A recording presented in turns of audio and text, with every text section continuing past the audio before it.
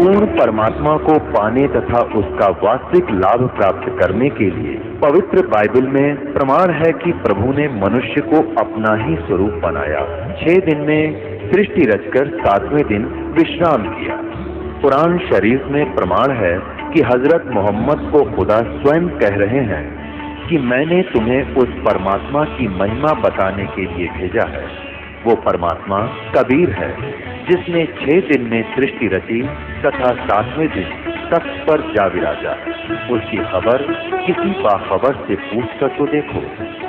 कृपया अवश्य सुनिए जगत गुरु तत्वदर्शी संत रामपाल जी महाराज के अमृत वचन।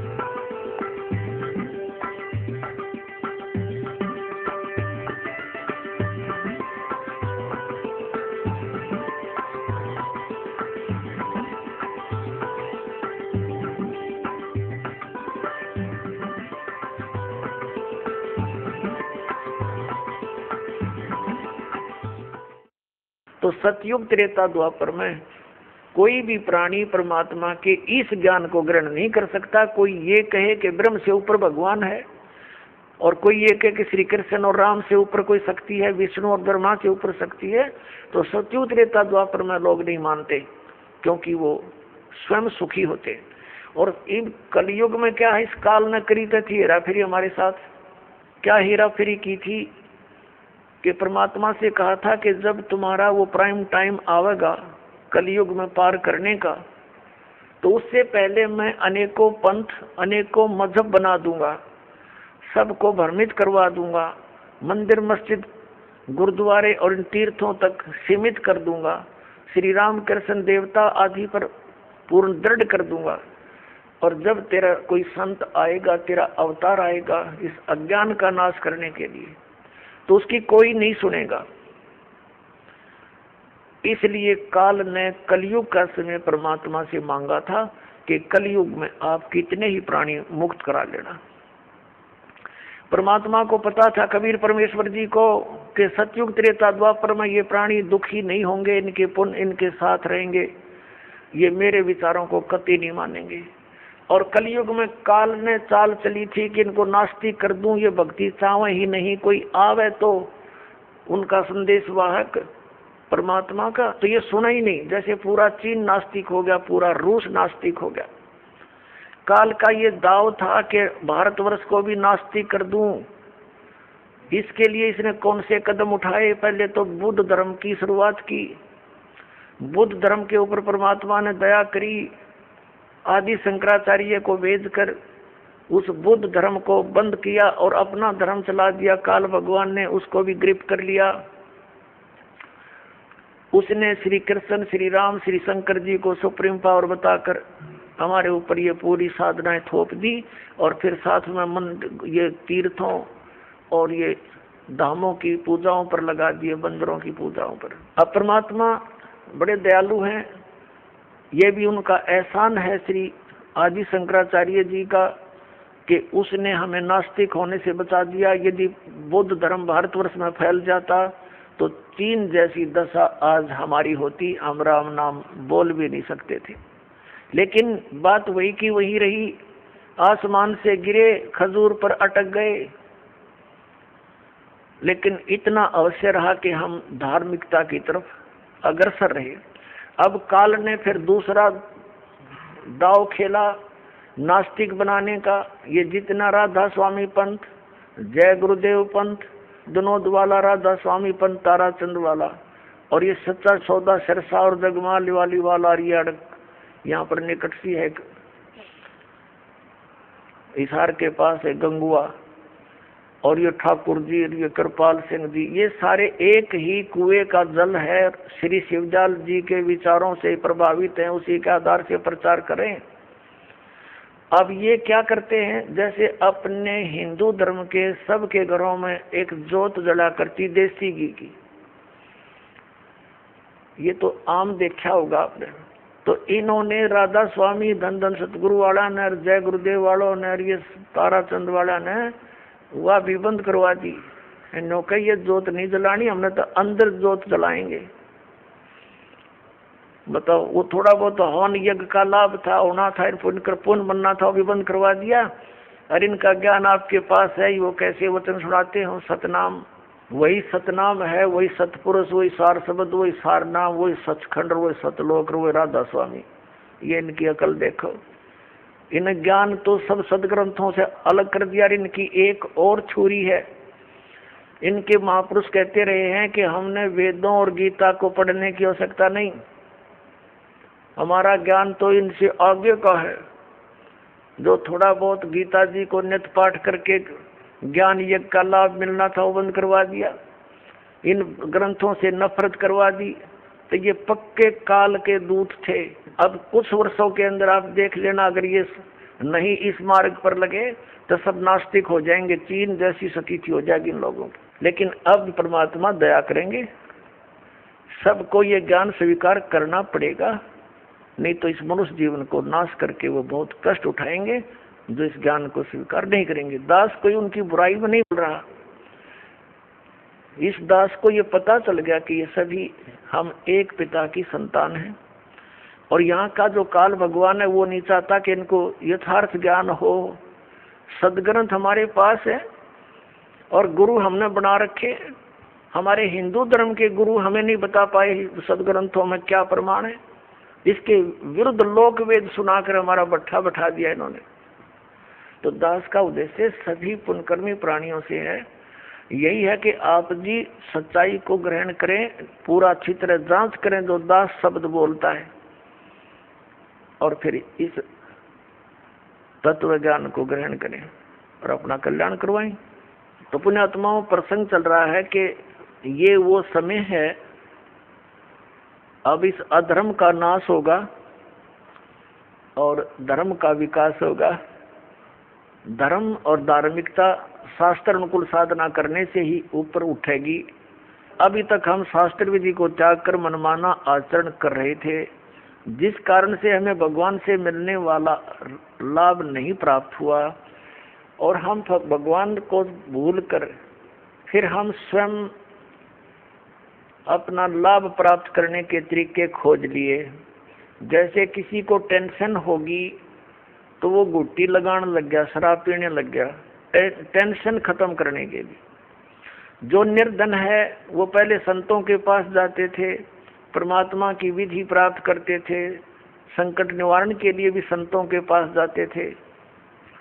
तो उनको जो साधना बताते थे, जो सही संत होते थे, तो उनको उनसे राहत मिलती थी। तो फिर वो व्यक्ति परमात्मा पर दृढ़ रहते थे। अब हम क्या करते हैं, जो संतों के पास जाते हैं वो हमें साधना विधि बताते हैं, उनके द्वारा बताई साधना विधि को हम खूब तसल्ली से करते हैं, लेकिन राहत कुछ मिलती नहीं। तो हम दूसरे के पास जाते हैं, वहाँ से भी इसी प्रकार उनके द्वारा बताई साधना को हम करते हैं, फिर कोई लाभ नहीं होता। तो लास्ट में फिर हम क्या सोचते हैं, स्वयं ही धनी बनना चाहते हैं। टेंशन बुलाने के लिए तो गुटी लाने लग के दूना पाप कर लिया इकट्ठा, और फिर धनी बनने के लिए रिश्वत, मिलावट, चोरी, ठगी, ये बकवाद शुरू कर दी। तो ये दूने पाप के भागी बनेंगे हम। उनसे लाभ तो होना ही नहीं। जैसे मान लीजिए किसी व्यक्ति ने 2 नंबर का काम करके, मिलावट करके, या 2 की वस्तु को 20-50 में बेचकर पैसा इकट्ठा भी कर लिया, तो फिर उसके साथ क्या बनेगी? या तो कोई बालक बीमार हो जाएगा, या कोई स्वयं को ऐसा रोग लग जाएगा, वो सारा पैसा भी जाएगा, और वो उस पैसे को 2 नंबर से इकट्ठे करने का जो पाप था वह उसके लिए शेष रह जाएगा। एक व्यक्ति ने बताया कि जी मैं बहुत नालायक व्यक्ति था। ऐसे मेरी कोई दुकान थी, बहुत पुराने समय की बात है, जब ये टेप रिकॉर्डर चले ही चले थे। वो कह रहा था उसका रिफल जो था इस कैसेट का, एक ऑडियो कैसेट था लिखी टेप मचा ला करते, वो ला करता मैं तोल के बात है, और मुझे टोटल वो सारा कुछ 2 रुपए में पड़ता था। उस पर सोनी की स्टैंप लगी हुई होती थी और उसको मैं 32-30 रुपए में बेचता था, और वो टूट जाती थी 10-5 दिन में। फिर मैं उनको धमका देता था, मैं क्या करूं, तुम्हारा इंस्ट्रूमेंट खराब होगा। अब उस टाइम तो मुझे खूब पैसा आता नजर आ रहा था, मैं ठाठम ठाठ समझ रहा था। फिर मेरा इकलौता पुत्र रोगी हो गया, और उसके पहले तो लोकल डॉक्टरों को दिखाया, उनसे इलाज नहीं हुआ। किसी ने बताया कि वहाँ संत के पास जाओ, वहाँ जाओ, झाड़ा लगवाओ। झाड़ फूक भी साथ में दवाई भी चलती रही। फिर 1 वर्ष तो ऐसे चला, कुछ कभी राहत हो जा, कभी फिर बीमार हो जा। लास्ट में पता चला कि उसकी दोनों किडनी फेल होगी। उसके लिए ऑल इंडिया इंस्टीट्यूट दिल्ली में गए। उस समय ऐसे गुर्दा, उसका दोनों किडनी फेल होगी और गुर्दे बदलवाए, उसके एक गुर्दा बदलवाया। लगभग हमारा 3 लाख रुपए खर्च हो गया, 3.5 लाख के आसपास टोटल, जब से वो रोगी हुआ था। लड़का स्वस्थ हो गया, कोई बात नहीं, जो नुकसान हुआ सब्र किया। उसके विवाह की तैयारी कर रहे थे। स्वस्थ होने के 6 महीने के बाद वही लड़का बस दुर्घटना में एक्सपायर हो गया। अब टक्कर मार के रो रहा हूँ। जब से ये ज्ञान सुना है उस समय मुझे वो कुकर्म याद आते हैं मेरे, कि जिस बेटे को सुखी बनाने के लिए मैंने ये ऐसे जुल्म किए थे, वो बेटा भी ना रहा और वो धन भी ना रहा। अब मैंने बताया कि अब तेरे पास क्या रहा, जो तूने पाप इकट्ठे करे थे वो धन इकट्ठा करने में, वो तेरे पास जो के तो सुरक्षित है। अब इसने धर लीजिए सिर पे, वहां धर्मराज के दरबार में। तो फिर उसने दीक्षा ली। पुण्यात्माओं, गलती इंसानों पर, बहुत भक्तों पर हो जाती है, लेकिन जब तक उसको ये पाप नाशक औषधि नहीं मिलेगी, वो पाप उसके ज्यों के त्यों रखे रहेंगे। तो कबीर परमात्मा दयालु हैं, उनको ये मालूम है कि ये बच्चे काल से भ्रमित ये ऐसी गलतियां कर रहे हैं। वो दयालु हैं। जैसे पुण्यात्माओं, जब तक आपको ये ज्ञान नहीं होता और आपने जो भी गलती कर दी वो अक्षम्य है, माफ करने योग्य है, और अब ज्ञान होने के बाद बकवाद करोगे तो फिर आपको अक्षमा नहीं होगी। जैसे बच्चा अबोध होता है, छोटा सा बालक होता है, पालने में झूल रहा है, और उसने टट्टी पेशाब दोनों कर दिए और सब कपड़े भी खराब कर लिए, हाथ पैर भी ऐसे खराब कर लिए। माता आती है, वो देखती है कि इसने सारा कुछ बिगाड़ दिया काम, लेकिन वो उसे अक्षुब्ध नहीं होती, नाराज नहीं होती। उसको मालूम है कि इसको पता नहीं। उसको नवावेगी, धोएगी कपड़े, स्वच्छ कपड़े पहनावेगी, प्यार करेगी, फिर दूध पिलावेगी और फिर सुलावेगी। और जब वो बच्चा बड़ा हो जा और वो कितने कपड़ा में बैठ के टट्टी कर दे, उसका दूध धरेगी दड़ाक और बाहर पटकेगी, हन्नू कहेगी ला दो गई ना अपने आप। तो ऐसे पुण्यात्माओं, जब तक हम अबोध हैं, हमें ये ज्ञान प्राप्त नहीं हुआ, तब तक तो हम ऐसे थे। गलती करके हम अपने पापों से सने पड़े हैं। तो ये परमात्मा कबीर जी दयालु हैं, ये अपने बच्चों को धोएंगे। इन पाप नाशक दवाई है मालिक के पास। इनके पास एक मंत्र है जो दास आपको देगा, आपके सभी पापों का नाश कर देंगे। आपके प्रारब्ध के पापों का भी नाश करेंगे, आपके संचित पापों का भी नाश इस मंत्र से होगा। जैसे फसल में पहले खरपतवार हो जाता था तो उसका कोई विकल्प नहीं था। कुछ एक तो कसोले कस्सी से उसको थोड़ा बहुत खुरच देते थे, वो फिर भी हो जाता था। जब फसल बड़ी हो जाती थी तो उसका कोई विकल्प नहीं था, वो साथ ही पला करता था फसल के। अब एक ऐसी मेडिसिन खोज होगी है कि उसको फसल में डाल दिया जाता है तो खरपतवार का नाश कर देती है, फसल को हानि नहीं करती। इसी प्रकार ये मटेरियल यानी ये केमिकल और ये साल्ट पहले विद्यमान थे लेकिन खोज नहीं थी। इसी प्रकार ये मंत्र परमात्मा ने पहले ही हमारे सदग्रंथों में विद्वान कर रखे थे, ये हाथ नहीं लगे थे। अब इसकी खोज होगी, इस दास के पास उपलब्ध है। और इससे सब पाप नाश हो जाएंगे और आपके पुण्य शेष रह जाएंगे। और हम तभी परमात्मा प्राप्त कर सकते हैं जब हम पाप रहित हो जाएंगे। और यहाँ का विधान है ब्रह्म परब्रह्म ब्रह्मा विष्णु महेश और अन्य देवताओं का जैसे कर्म करोगे वैसा ही फल मिलेगा। पाप आपके अलग लिखे जाते हैं, पुण्य अलग लिखे जाते हैं और फल मिलता है दोनों का। पुण्यों के लिए स्वर्ग महास्वर्ग, फिर यहाँ के छोटी मोटी सुविधा, राजा या अच्छी कोई पोस्ट, और नरक ये भी पैरेलल मिलेगा। कुत्ते गधे सुअर की योनि ये भी अवश्य भोगनी पड़ेंगी। लेकिन कबीर परमेश्वर की शरण में आने के बाद आपको अब ये पापों का दंड नहीं भोगना पड़ेगा। आपके प्रारब्ध के कर्मों का भी नाश होगा जो आपको हानिकारक होंगे। इसलिए तो भक्ति करते हैं हम, इसलिए परमात्मा की खोज करते हैं कि हमारे ऊपर कोई आपदा आवे तो परमात्मा हमारी रक्षा करे। और जब वो आपदा भी आ रही है तो फिर प्रोटेक्शन क्या हुआ उस साधना का जो हम करें। जैसे हमने कोई शेड या झोंपड़ी मकान बना रखा है, उसका उद्देश्य क्या है कि गर्मी सर्दी वर्षा से हमारी रक्षा करे। और जिसने हमने बना रखी है झोंपड़ी या मकान और वो सारा पानी भी अंदर ही आ रहा है और धूप का भी असर ऐसे पैरेलल है, तो वो कुछ भी प्रोटेक्शन नहीं आपका। आप कितने नशे में पड़े हो और सोच रहे हो महल में बैठे हूँ, तो सारी आपदाएं आप पर आ रही हैं, तो साधनाएं आपकी वो सत्य नहीं है, शास्त्र अनुकूल नहीं है, इसलिए आपको कोई लाभ प्राप्त नहीं हो रहा है। तो उसकी प्राप्ति के लिए आपने परम संत की खोज करनी पड़ेगी।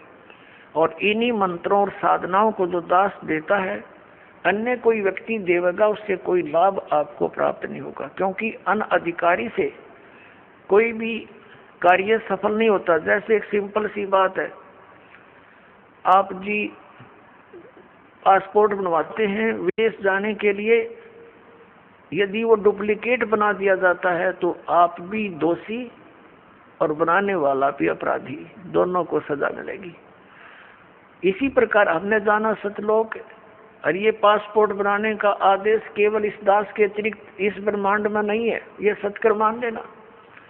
और इसके अतिरिक्त जो भी कोई नाम दान साधना दे रहा है वो शास्त्र विधि का मनमान आचरण है उनका, और वो डुप्लीकेट नाम दे रहे हैं, उनसे कोई लाभ आपको नहीं होना। और इन मंत्रों को भी यदि इस दास से कोई प्राप्त कर चुका है और वो दुष्ट आत्मा स्वयंभू संत बनकर उनको आगे दान कर भी रहा है, तो डुप्लीकेट पासपोर्ट बना रहा है वो, उससे भी आपने बचना है।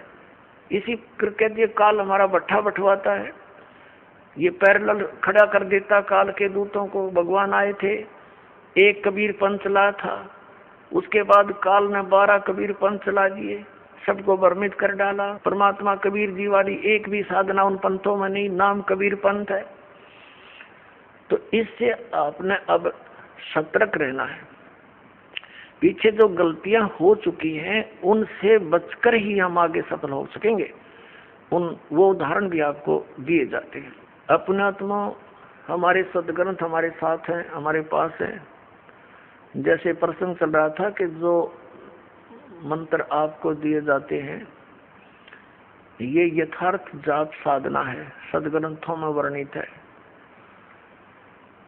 और जो आपको दास साधना विधि और ज्ञान बताता है वो सूक्ष्म वेद से बताता है। तत्व ज्ञान रूपी 5वां वेद जो है, जो सच्चिदानंद घन ब्रह्म की वाणी में वर्णित है, उसके आधार से आपको ज्ञान देता है।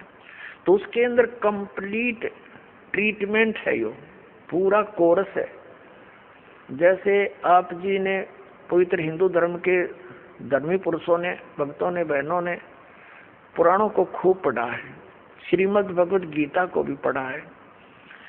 श्रीमद् भगवद गीता में केवल एक मंत्र है, ओम, 8वें अध्याय के 13वें श्लोक में, वो ब्रह्म का मंत्र है।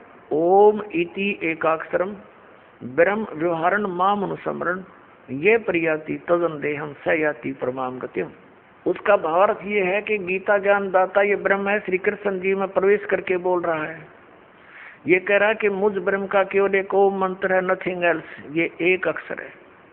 और इसका उच्चारण करके सिमरन करता हुआ जो शरीर त्याग कर जाता स याति परमाम गति, वो ओम से मिलने वाली जो परम गति उसको प्राप्त होता है। ओम से क्या होती है? ब्रह्मलोक प्राप्ति। ब्रह्मलोक में गए हुए प्राणी भी वापस आते हैं। 8वें अध्याय के 16वें श्लोक में गीता जी में ये भी स्पष्ट किया हुआ। और गीता ज्ञानदाता स्वयं भी दूसरे अध्याय के 12वें श्लोक में, चौथे अध्याय के 5 और 9 श्लोक में और 10वें अध्याय के दूसरे श्लोक में कहता, अर्जुन तेरे और मेरे बहुत जन्म हो चुके, तू नहीं जानता, मैं जानता। इसे सिद्ध है कि गीता ज्ञान दाता भी अविनाशी नहीं है, ये नाशवान है। तो इसके भगत भी नाशवान, जन्म मृत्यु समाप्त नहीं होगी। फिर गीता जी अध्याय नंबर 17 के श्लोक नंबर 23 में साधना का ज्ञान है। 3 मंत्र बताए हैं। ओम तत्सत इति निर्देश है ब्रह्मण समर्थ है, त्रिविधि समर्थ है, यानी सच्चिदानंद घन ब्रह्म, उस परम अक्षर ब्रह्म की प्राप्ति के लिए ये 3 मंत्र की मजदूरी है, साधना है। अपने आत्मा और कोई मंत्र इसमें जाप नहीं। तीसरे अध्याय के 10 से लेकर 15 तक श्लोकों में गीता जी में यज्ञों की जानकारी दी है, विधि नहीं बताई है, यज्ञों का लाभ बताया है। तो ये सब सारा कुछ कंप्लीट जो कोर्स आपको दिया गया है, ये कहाँ लिखा है? ये सूक्ष्म वेद में लिखा है। पुराणों के अंदर आप जी पढ़ते हो, कहीं पर हरियम नाम है, कहीं पर कलम नाम लिखा है, कहीं पर श्रम लिखा है। ये कहीं कोई जाप करने का बताया, कहीं ने किसी ने कुछ बताया। तो परमात्मा ने आकर के सतयुग के प्रथम चरण में धर्मा जी आदि कईयों को मिले थे, वो महापुरुषों को मिलते हैं, उनका गुण है। तो उनको ये कंप्लीट प्रथम मंत्र देने की, बताने की चेष्टा की थी। तो उन्होंने उनको स्वीकार ना करके उस में से अपने अपने स्वार्थवश मंत्र निकाल लिए और उनकी साधना शुरू कर दी। और ये ऐसे जो मंत्र हैं, स्ट्रॉन्ग मंत्र हैं, इनके जाप से शीघ्र ही लाभ प्राप्त हो जाता है। जैसे एक बार ये दास एक शहर में पाठ कर रहे थे, फिर गांव-गांव में, घर-घर, नगर-नगर में जाते थे। हम श्रद्धालुओं के 3 दिन पाठ करते थे, सत्संग सुनाते थे, सब परिवार को बैठाकर समझाया करते थे।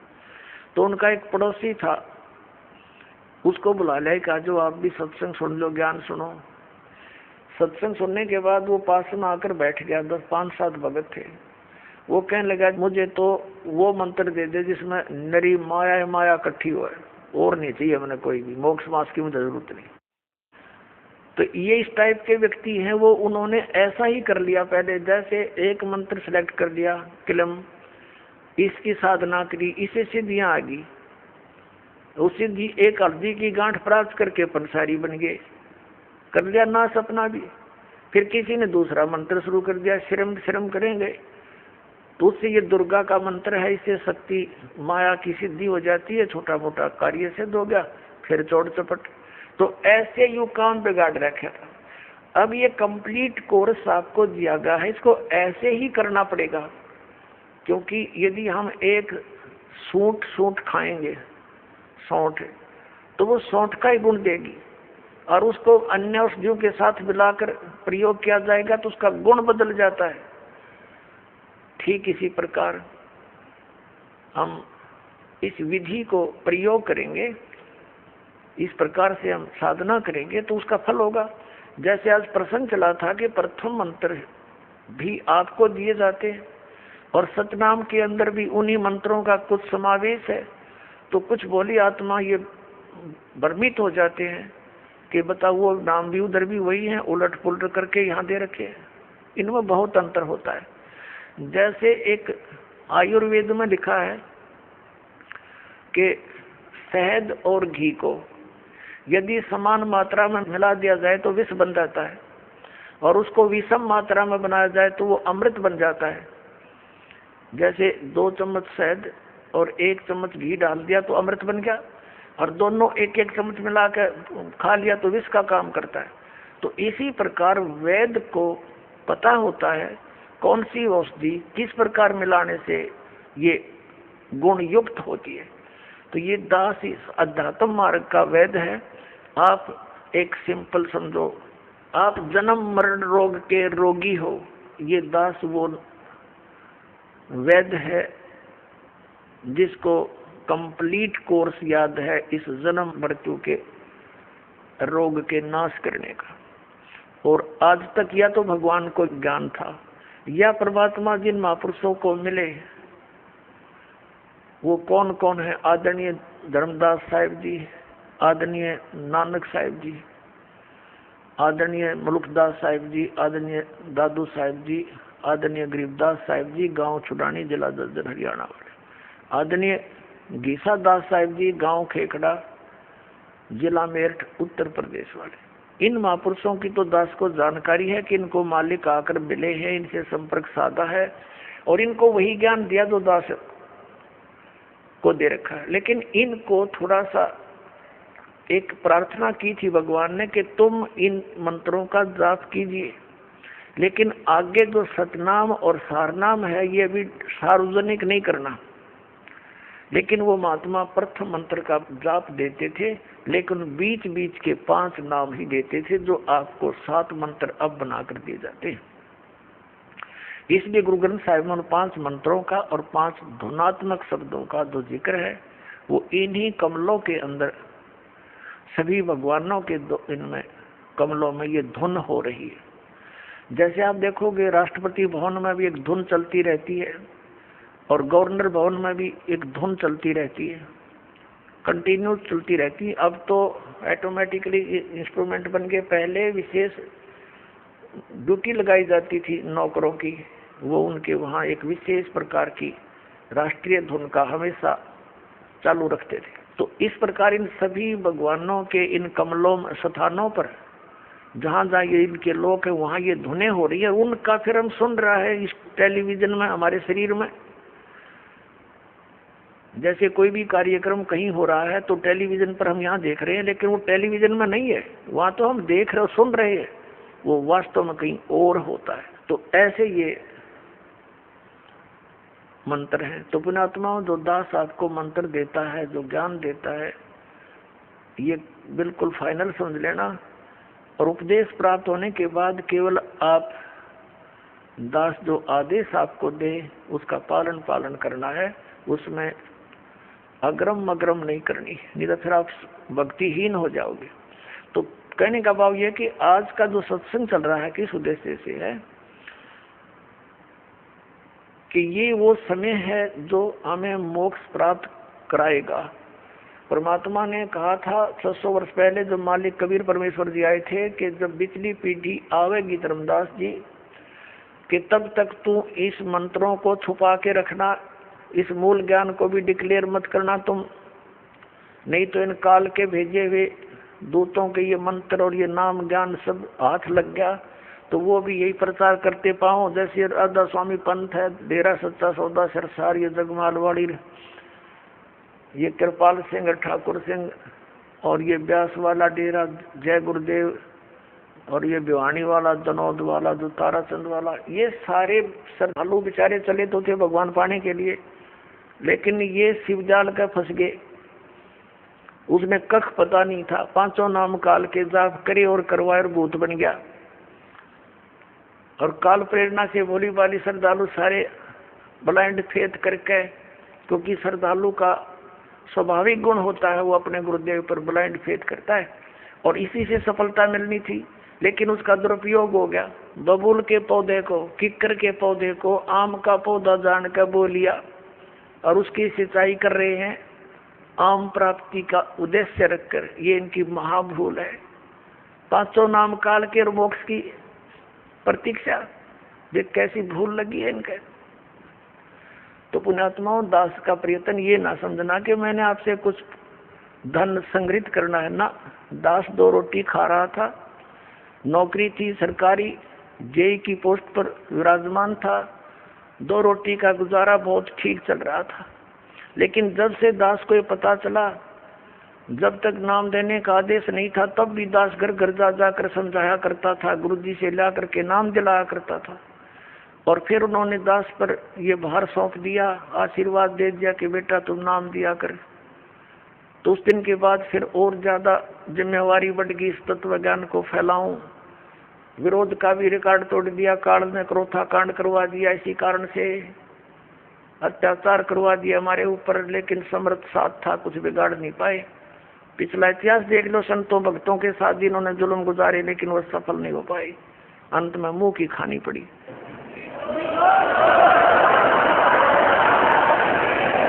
और यही दशा अब इनकी हो रही है। तो पुण्यात्मा, परमात्मा का एक विधान है, क्योंकि परमात्मा कबीर जी जब आए थे उनके साथ भी बहुत कैर तोड़े थे, नकली गुरुओं ने जुल्म करवाए थे। उबलते हुए सरसों के तेल के कढ़ाई में बैठा दिया भगवान को, लेकिन कुछ बिगाड़ नहीं पाए। झेरे कुएं में डालकर ऊपर से कंकर पत्थरों से भर दिया, परमात्मा बाहर बैठे पाए। कारण क्या था? वो यही ज्ञान दिया करता जो दास आज उन्हीं का दिया हुआ आपके रूबरू कर रहा है। आज आपको क्यों स्वीकार्य हो गया? क्योंकि आप शिक्षित हैं और प्रमाण आपके समक्ष है। ये इंस्ट्रूमेंट, ये इंटरनेट, ये प्रोजेक्टर, ये चैनल मालिक ने आपके लिए बनवाए ना। जीव सत्तर की सोच नहीं है ये इस तरह के इंस्ट्रूमेंट बना ले। ये पहले ना बनाए इनने, ये पहले ना बनाए, आज तो 100 साल पहले कहाँ थे ये? वही मनुष्य थे। अरिन तो अच्छे बुद्धिमान और बहुत अच्छे नेक आत्मा थी। अब परमात्मा ने ये बुद्धि दी है ताकि मेरे बच्चे घर बैठे देख सके प्रमाणों को, और पहले शिक्षित किया आपको कि इन भ्रमित करने वाले काल के दूतों से तुम स्वयं सतर्क होकर के देखो इन सदग्रंथों को, ये क्या बता रहे हैं। इन्हीं की साक्षी लेकर के ये आपको इसके विपरीत ज्ञान दे रहे हैं। तो आज इसलिए हम सफल हुए कि आप शिक्षित हैं और साथ में भगवान का पंजा दास के साथ है। तो और उसके बिना ये कदम भी नहीं चल सकते हम इसे घोर कलयुग में। और आज हम कितने सफल हो रहे हैं? क्योंकि हमारा ज्ञान सच्चा है, हमारा भगवान सच्चा है और हम सत्य के ऊपर संघर्ष कर रहे हैं। अब जो प्रसंग चल रहा है कि हम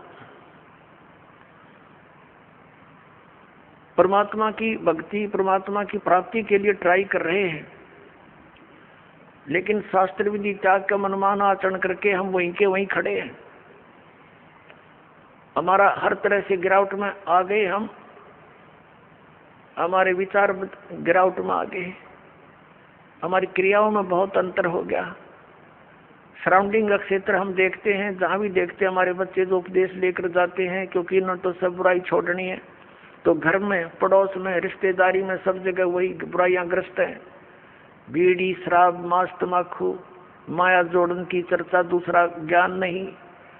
तो पुण्यात्माओं, कुछ दिनों के बाद हमारी संख्या बढ़ती जाएगी।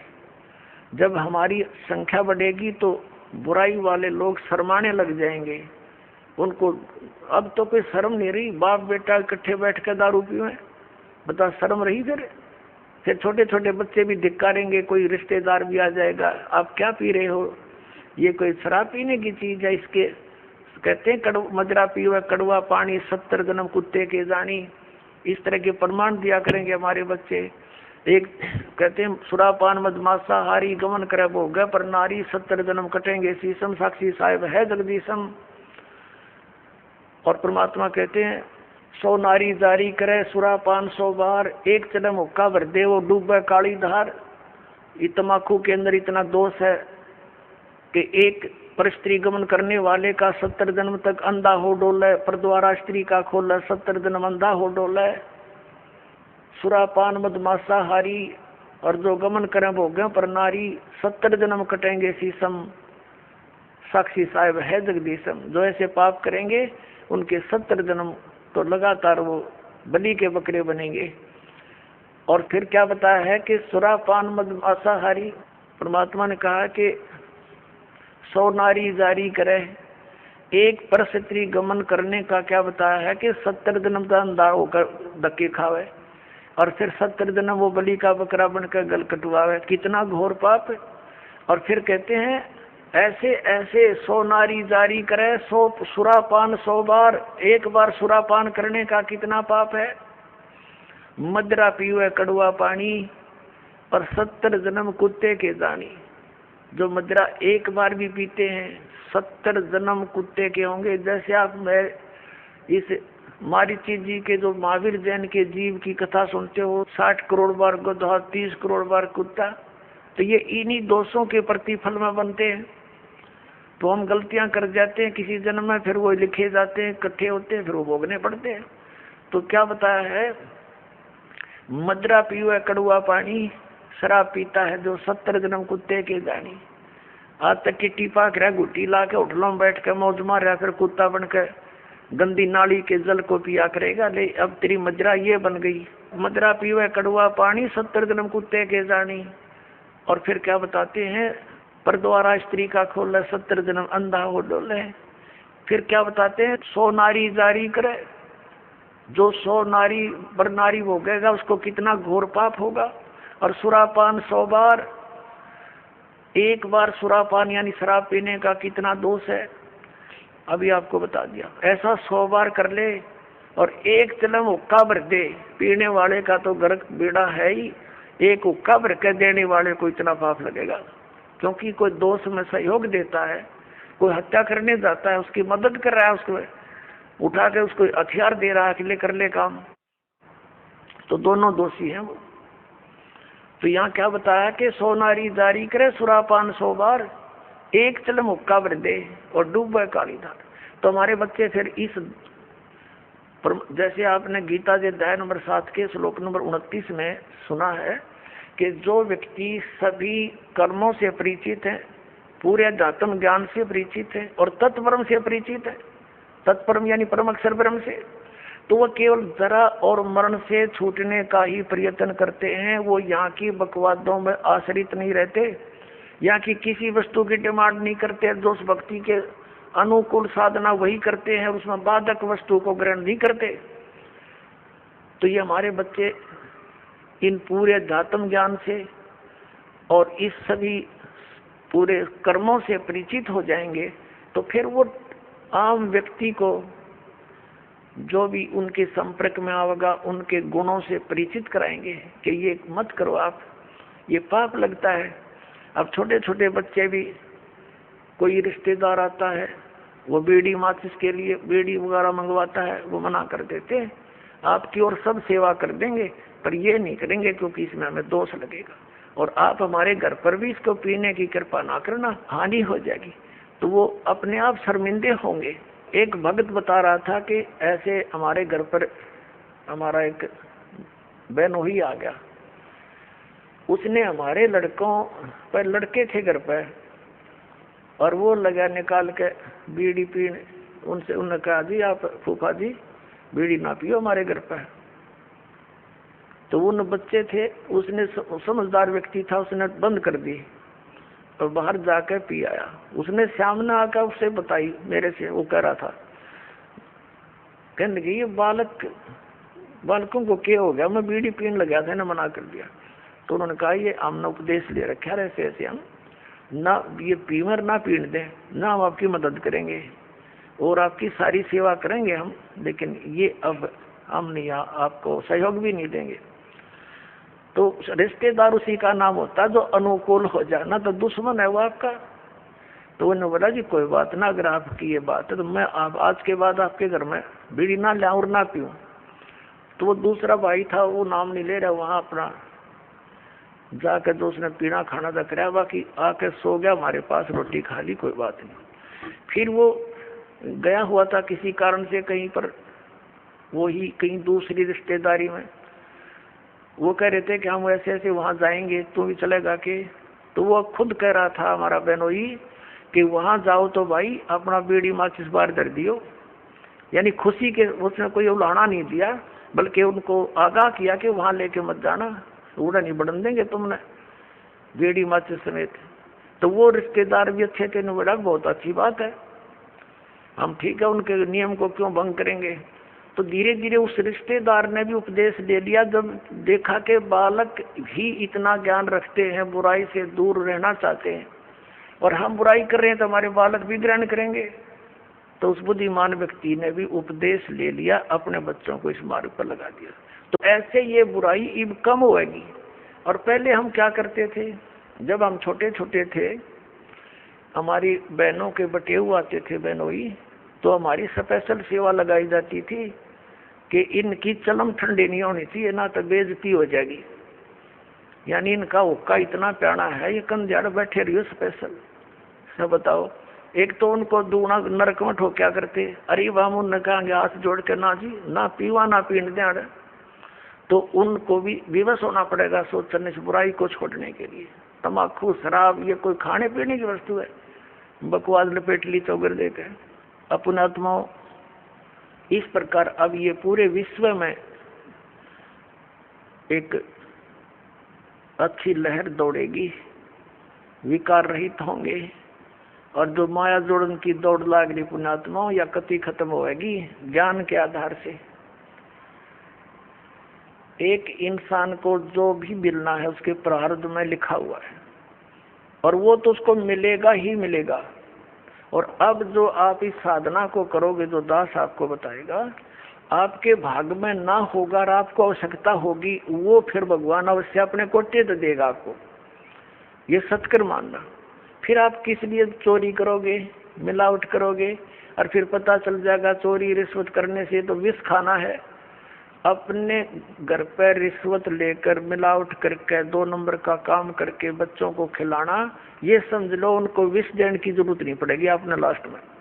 ऐसी स्थिति हो जाएगी आपके परिवार की। हम क्यों फिर विष खाएं जब ज्ञान हो जाएगा ये विष है। तो अभी तक हमें कोई ये बाधा करने वाला था ही नहीं कि तुम जो कर रहे हो गलत कर रहे हो, और कोई स्वयं भी उस पर रुकने वाला नहीं था। कह देता था तो खुद करता था। जैसे हमारे दादे परदादे पिताजी स्वयं हुक्का पीते थे और बच्चे साथ खड़े हो जाते, हुक्के का मुंह लगा देते, कहते थे मारूंगा तेरे, हट जा, बहुत बुरी चीज है इसको ना पीना, और खुद पीने लग रहे। तो बच्चे कब तक मानेंगे इस बात को, युवा होते हुए शुरू कर देते हैं, फिर उनको धमका भी नहीं सकते। तो ऐसे ही अभी तक जितने भी ये पंथ संत थे ये बुराइयां नहीं छुटवा सके, क्योंकि इनके पास वो वचन शक्ति नहीं थी, और ना उनकी उनसे उपदेशी को कोई आध्यात्मिक या कोई भौतिक लाभ हुआ। तो अब आपको सारे काम होंगे जो भगवान किया करता है। आपको परमात्मा मिल गया, परमात्मा के गुणों में लिखे हैं, वो रोगी को सुखी करे, निसंतान को संतान दे भाई, और भी हमारे ऊपर आने वाले प्रारब्ध के दुखों को भगवान दूर करता है। इसलिए भक्ति करते थे, इसलिए परमात्मा की खोज करते थे। ये गुण है हमारे लिखे। जैसे बिजली के गुण हैं, बिजली के गुणों में लिखा है कि बल्ब भी जलेगा, ट्यूब भी जलेगी, पंखा भी चलेगा, कूलर भी चलेंगे, और पशुओं का चारा काटने की मशीन भी चलेगी, आटा पीसने की चक्की भी घुमाती है वो। तो ये गुण है, लेकिन वो गुण कब होंगे, जब उसका कनेक्शन मिल जाएगा, तब वो फल देगी। तो पुण्यात्माओं, जैसे ये पहले जितने भी संत पंथ हैं, ये शास्त्र विदिता का मनमाना आचरण हमें दे रहे थे। ये हमें कनेक्ट भी कर सके उस पावर से जो लाभ दिया करती है। अब जैसे किसी ने 1 कीकर का लठ गाड़ के उसका तार बांध के पावर हाउस बना रखा हो, और आगे उसे सब कनेक्शन लिए बैठे, तो उनके कनेक्शन भी लिए हुए हैं, लेकिन वो गुण नहीं हो रहे हैं जो इलेक्ट्रिसिटी करा करती है, क्योंकि इलेक्ट्रिसिटी का कनेक्शन है नहीं, वो तो कनेक्शन उसकी करके लटका बांध रखा है। तो इसी प्रकार ये शास्त्र विदिता का मनमाना आचरण करने वाले, जिनका आप कोई गुरु नहीं, जैसे श्री शिवदयाल जी राधा स्वामी पंथ के प्रवर्तक, उनका कोई गुरु नहीं, यानी आगे कनेक्शन नहीं जहाँ से पावर आनी थी, वो तो कीकर का लठ था एक समझ लो, और उससे फिर ये इतने तार जोड़ दिए सबने, और किसी को खक नहीं हो रहा, सारे लुट पेट कर बैठे हैं घर पे, क्योंकि इनको पता नहीं था कि ये कनेक्शन जोड़ कहाँ रखा है इन्होंने। अब दास ने बताया इनको कि वो खुद भूत बना बैठा है, शिवदयाल जी राधा स्वामी पंथ का प्रवर्तक, तुम्हारी क्या यही दशा आपकी होगी जो उससे संबंधित रहेंगे, तो आपने त्यागना पड़ेगा उसको। और दास बताता हमारा कनेक्शन कहाँ से है। परमेश्वर कबीर देव जी जो जुल्हा धारण कहलाते थे, ये पावर हाउस है, ये अनंत कोट ब्रह्मांड के स्वामी हैं, और वही से हमारा पावर जुड़ा हुआ है। आदरणीय गरीबदास साहब जी सीधे कबीर साहब से जुड़े हुए थे, उनके शिष्य हुए सीधे, परमात्मा ने आकर उनको सतलोक दिखाया और वापस छोड़ा। उसके बाद गरीबदास जी के पास शीतल दास जी, और उसके बाद हमारे गुरु जी।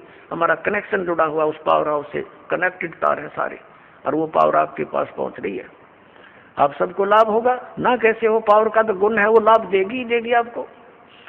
तो इस प्रकार पुण्यात्माओं, आप जी अब सुखी भी होगे, बुराइयों से भी बचोगे, क्योंकि आपको ज्ञान हो जाएगा। परमात्मा कहते हैं जब तक बच्चा अबोध रहता है, एक छोटे से बालक ने क्या देखा? पिता शराब पीता था, दादाजी भी घुटी लगाता था। वो एक पशुओं का भूस भर रखा था तूड़ा एक कोठे में। दादाजी दूसरे स्थान पर शराब की बोतल पी के बाकी बची उसमें छुपा देता था और पिताजी दूसरी साइड में छुपा देता था। बच्चे देखा करते थे। एक दिन उस बच्चे ने सोचा पिताजी पीवे दादा पीवे तो बढ़िया चीज होगी, तू भी पी ले। उसमें कीड़े मारने की दवाई थी, कोई विष था। वो बोतल भी उस तूड़े में दाब रखी थी। उस बच्चे ने हाथ उठ मारा कि कोई पावे वो मैं भी पीऊं। वह कीड़े के जो तेल था मारने के जो विष था वो हाथ लग गया, गाल का कप में पी गया। 10 मिनट बाद छोड़े मरिया पाया सुना देखा, बोतल धरी कप रखा। तो पुण्यात्माओं, अब जब उस बच्चे को ये पता हो जाएगा कि ये तो विष है, हाथ भी ना लावर, दूसरा नबीनों का दूर रहियो भाई, ये तो मर जाएगा इससे। तो पुण्यात्माओं, परमात्मा हमें ये आगाह कराते हैं कि कौन सा विष है कौन सा अमृत है। और जब आपको ये ज्ञान हो जाएगा फिर बताते हैं, जैसे किरका जहर का रंग होरी हो, कहो कौन तिस खावे राम रंग होरी हो। होरी माने खुशी।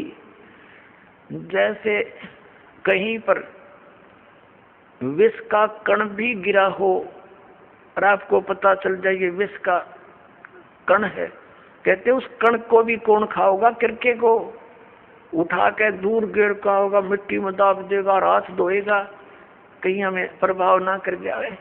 तो परमात्मा कहते हैं, जैसे किरका जहर का रंग होरी हो, कहो कौन तिस खावे राम रंग होरी हो।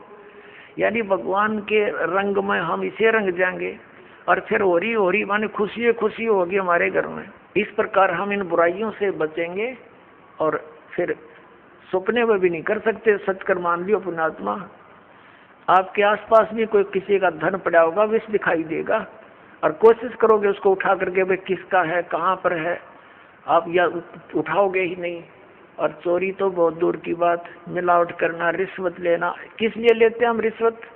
किस लिए लेते हैं हम? तो ये 2 नंबर का काम किस लिए करते हैं? बड़ी कोठी हो, फिर 2 बेटियां उनकी शादी करनी, उसमें कई लाखों रुपए का दहेज देना है।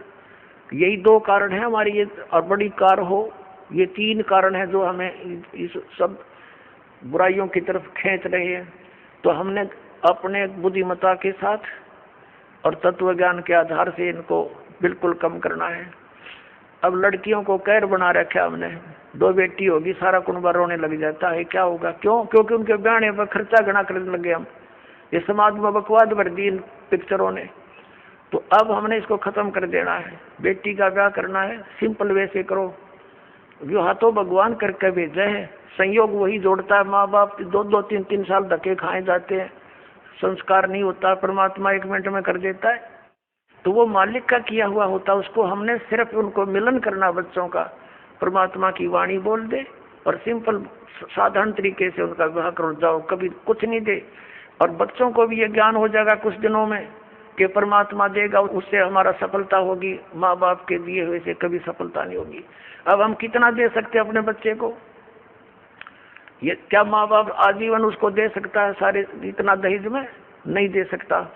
बच्चा अपना करे और खाओ, भगवान पर आश्रित रहे, फिर भगवान देगा तब सफलता होगी। तो ये बकवाद हमने घर करी देखम देखा, अब इसको त्यागेंगे कति, सिंपल मकान बनावाएंगे। आज कोठी गार्डन पे 2-5-10 लाख रुपये की इधर उधर से कर लिए, कोठी बना दी हैं, और फिर मृत्यु होगी, वह कोठी नौकी न रहेगी। आप कुत्ता बन कर उसकी गली में बैठा छाया में, और वहां बिना बैठने देखो आते मारेगा लठ। तो हमने इतना ही काम करना है जो हमारा भक्ति में बाधक ना हो। हम सारा जीवन किले बनाने में, कोठी खरीदने के चक्कर में 100 पाप कर बैठते हैं, वो पाप हमारे साथ चले जाते हैं, वह कोठी और कार यही रह जाती है। तो इस ज्ञान के आधार से आप जी ने सबसे पहले तो हमने इस विवाह की क्रियाओं को बदलना पड़ेगा। उसके बाद फिर हमने इन कोठियों की जरूरत क्या है? गणी एक सिंपल मकान बनाओ जो भगवान ने आपको दे रखा है, अवश्य बनाओ, ठीक, गर्मी सर्दी से बचने के लिए। और समय की वर्तमान की जो आवश्यकताएं हैं, आपको कार भी चाहिए, मान ले स्पीड अच्छी होगी, जमाने की मोटरसाइकिल चाहिए, आप विश्वास करना परमात्मा आपको वो भी देगा। लेकिन सदुपयोग के लिए उसमें परमात्मा की कैसेट ला के चले, उसके अंदर भगवान की टेप चलावे, मालिक की चर्चा करता जावे आवे, तो वो आपको सबको दे सकता है। मालिक के घर में किसी चीज की कमी नहीं, लेकिन दुरुपयोग ना हो।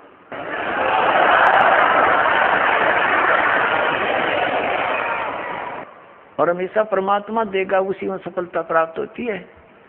और भगवान तो इस मिट्टी का सोना बना के दे दे आपको, पता नहीं कहाँ कहाँ से बरकत कर देगा। बीड़ी शराब मांस तम्बाकू छोड़ दिया, आप पर बरकत होगी। आपके रोग होना था वो लागत 2 लाख रुपए, अरे 100 रुपया की दवाई से मालिक ठीक देगा, बहाना सा करके, तो होगी बचत सारे शुरू। और पाप से दूना दुख होता बढ़ता चला जाता है। एक पैर में थोड़ा सा दर्द हुआ था एक व्यक्ति के, नौका टांग कट के पीछा छूटा, और अब नाम लेने के बाद डॉक्टर सलाह देते हैं कि टांग कटती अगर तो 2 दिन लेट हो जाता था। अब वो टांग बच की 200 रुपये की दवाइयों से। तो पुण्यात्माओं, पुण्य और पाप के ऐसे फल अलग अलग बन जाते हैं। तो अब पुण्य करेंगे तो परमात्मा हमारे साथ होगा, विधान है उसका। तो जो हानि ज्यादा होनी है वह थोड़े में टल जाएगी। परमात्मा कहते हैं कि सतगुरु शरण में आने से आई टले बला, और जय मस्तिष्क में सूड़ी हो वह काटे में टल जा। यदि हमारे प्रारब्ध के अंदर मृत्यु होनी हो तो परमात्मा कहते हैं कांटा लग जाने से उसको इतने में ही आपके उस पाप को वो परमात्मा कैंसिल करवा देगा। तो इसलिए भगवान की खोज हम किया करते थे। तो पुण्यात्माओं, हमारे जो अध्यात्म गुरु थे वो तत्व ज्ञानहीन और हमारे सदग्रंथों से अपरिचित थे। पहले तो पवित्र हिंदू धर्म से पहले कोई मजहब नहीं था। जो कोई भक्ति या तो करता नहीं था, करता था तो वेदों अनुसार ही करता था। पवित्र हिंदू धर्म का उत्थान आदि शंकराचार्य जी से माना जाता है। आज से 2520 वर्ष पूर्व उनका जन्म हुआ, यानी ईसा जी से 508 वर्ष पूर्व। उसके बाद ही ईसाई धर्म का उत्थान हुआ। ईसा जी का जन्म आज से 2012 वर्ष पहले हुआ, और उस ईसाई धर्म के बाद ही मुसलमान धर्म का उत्थान हुआ। लगभग 1400 वर्ष उसको हुए हैं। तो हमारा जन्म पवित्र हिंदू धर्म में हुआ। हिंदू धर्म के जो सदग्रंथ माने जाते हैं, पवित्र 4 वेद, पवित्र श्रीमद् भगवत गीता, पवित्र पुराण, और हमारे जो आचार्य शंकराचार्य और ये मंडलेश्वर जो हिंदू धर्म के गुरुजन ये कहते थे कि हम पुराणों, वेदों और गीता अनुसार तुम्हें ज्ञान दे रहे हैं, और इनको कख भी पता नहीं था पुराणों, वेदों और गीता जी का। अब आपको थोड़ा सा ज्ञान देते हैं कि श्रीमद् भगवत गीता जी का ज्ञान किसने बोला।